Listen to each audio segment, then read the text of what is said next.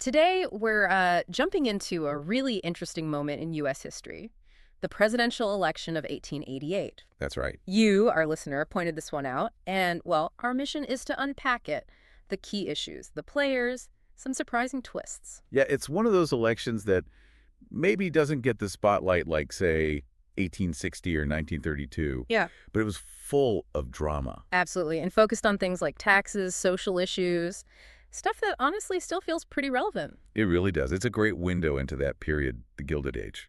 Okay, so let's set the stage. Who were the main contenders? Well, you had the incumbent, President Grover Cleveland. He was a Democrat. Right, won in 84, known for being pretty straightforward, honest. Yeah, that was his reputation. A bit no-nonsense. Mhm. And running against him was the Republican, Benjamin Harrison. Harrison. Now, he had a famous name, didn't he? He certainly did, grandson of former President William Henry Harrison. Plus, he was a Civil War general, senator from Indiana. So, established figure, representing a more traditional Republican view. Exactly. Especially on the big economic question of the day. Which brings us to the dominant issue, the tariff. Let's maybe quickly define that for anyone who needs a refresher. Sure. Simply put, a tariff is just a tax on goods imported from other countries. Okay. And in 1888, this wasn't just some minor policy point. It was the issue, right? Well, absolutely central. It was the main economic battleground. It really represented two fundamentally different visions for the country's economy. So let's break that down. What was the Democratic view, Cleveland's view? Well, Cleveland and the Democrats were generally pushing for lower tariffs. Why is that? Their argument was basically that high tariffs made imported goods and therefore many everyday items more expensive for regular consumers. Okay, so lower tariffs mean lower prices. Makes sense. Right. And they also argued it would encourage more international trade, which they saw as a good thing for overall economic growth. And I read somewhere that Cleveland felt pretty strongly about this. He even dedicated his whole 1887 State of the Union address to it. He did, which was pretty unusual, a bold move. He saw the government was running a big surplus, collecting more money than it needed, largely because of these high tariffs. So he basically said, we're overtaxing people. Essentially, yes. He wanted to reform the system, reduce that surplus, and ease the tax burden. He saw high tariffs as protecting inefficient industries, too. Interesting. Okay, so that's the Democratic side.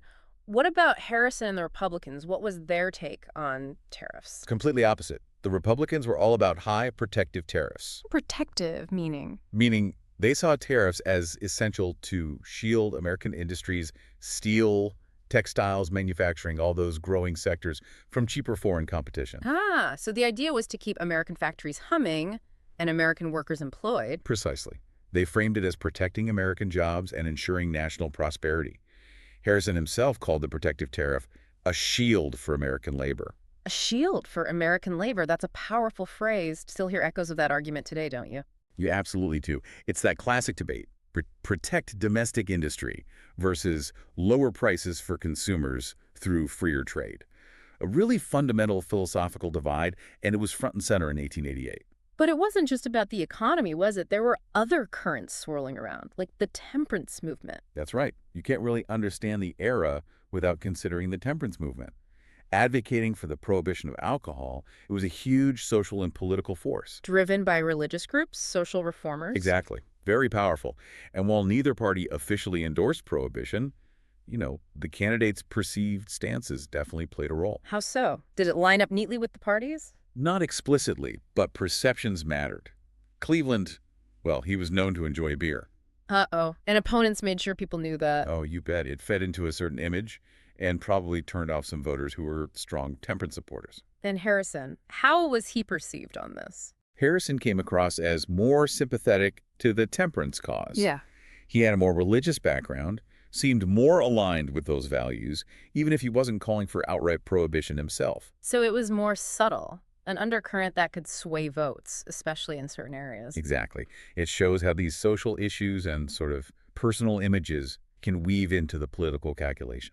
Okay, so we have the issues. How did they actually campaign back then? It wasn't like today with constant travel and TV ads, obviously. No, not at all. Cleveland mostly stuck to what they called a front porch campaign. Meaning he just stayed home. Pretty much. Stayed at the White House, let supporters and delegations come to him. It projected an image of being above the political fray, dignified. And Harrison, did he do the same? He was a bit more active, though still very different from modern campaigning. He gave speeches, but typically from his own front porch in Indianapolis. So people came to him too, but he addressed them more directly. Right. Delegations would travel to see him, and he'd give speeches, a more active version of the front porch strategy, you could say. But the real workhorse was the party organization, wasn't it? The local machines, the newspapers. Oh, absolutely critical. Party machines were incredibly powerful then. They mobilized voters, organized rallies, got the message out through partisan newspapers. Local organizations did a ton of the groundwork. You hear about things like torchlight parades. Must have been quite the scene. Very passionate. Voter turnout was incredibly high back then. People were deeply invested in party politics. It was a different kind of political intensity. Okay, now we have to talk about the scandal. The dirty trick, as it's often called. The Murchison Letter. Ah, yes. This is a truly bizarre and pretty consequential story. Lay it out for us. What happened? Well, it starts with someone writing a letter pretending to be a naturalized American citizen, originally from Britain. His name was supposedly Charles Murchison. Okay, a fake identity. Who did he write to? He wrote to the British ambassador in Washington, Sir Lionel Sackville West. And what did Murchison want? He basically asked the ambassador for advice. Who should someone like him, a former British subject, vote for? And he specifically implied that Cleveland seemed more favorable to British interests. Ooh, setting a trap. Exactly. And unbelievably, Ambassador Sackville West walked right into it. He wrote back. No. What did he say? He essentially advised Murchison to vote for Cleveland, confirming the idea that Cleveland's administration would be better for Britain. A massive diplomatic blunder. Wow, you can just imagine the Republicans getting hold of that. Oh, they did. And they published it everywhere, just about 2 weeks before the election day. Perfect timing for maximum impact. What was the angle? How did they spin it? They portrayed it as absolute proof that Cleveland was too cozy with the British, that he wasn't looking out for American interests. It was framed as an insult to American sovereignty. And the public reaction? Outrage, especially among Irish Americans who had very strong anti-British feelings at the time. Right, that makes sense. So it really hurt Cleveland with that key group. It definitely seems like it did. Cost him crucial support, particularly in swing states like New York. Sackville West was eventually recalled by the British government, but the damage to Cleveland was done. A classic October surprise, 19th century style. You could say that, yeah. A very effective and, guess, dirty trick. So after all that, the tariff debate, the temperance whispers, the Murchison letter, shock, what was the final result? Well, here's the twist. Grover Cleveland actually won the popular vote. He did. By how much? By about 100,000 votes, give or take. Not huge, but clear. But he lost the election. He lost the election. Benjamin Harrison won the Electoral College. How did that happen? Which states were key? Harrison managed to win crucial swing states. Most importantly, Cleveland's home state of New York, and also Harrison's own state of Indiana. Those were enough to tip the electoral balance. Wow. So another one of those instances where the popular vote winner doesn't win the presidency? Exactly. 1888 is a textbook example of that dynamic in the U.S. system. It had happened before, and it would happen again. And Harrison's victory meant a win for the high tariff policy, right? It did. It was seen as a mandate for protectionism. And sure enough, during his administration, Congress passed the McKinley Tariff. Which what? One of the highest protective tariffs in American history up to that point. It really cemented that Republican economic policy for a while. So looking back, what's the big takeaway from 1888? Why is this election significant for us to understand today? Well, I think there are a few things. First, it's just a fascinating snapshot of Gilded Age politics, the issues, the style, the intensity. Okay. Second, it really highlights how long this debate over trade policy protectionism versus free trade has been a central theme in American elections. It wasn't new then, and it's certainly not gone away. Still arguing about tariffs and trade deals. Absolutely. Third, it shows how social movements like temperance can exert influence even when they aren't the main campaign issue. They shape the electorate, influence perceptions. The Murchison Letter. It's a stark reminder that campaign scandals, dirty tricks, information warfare, these aren't modern inventions.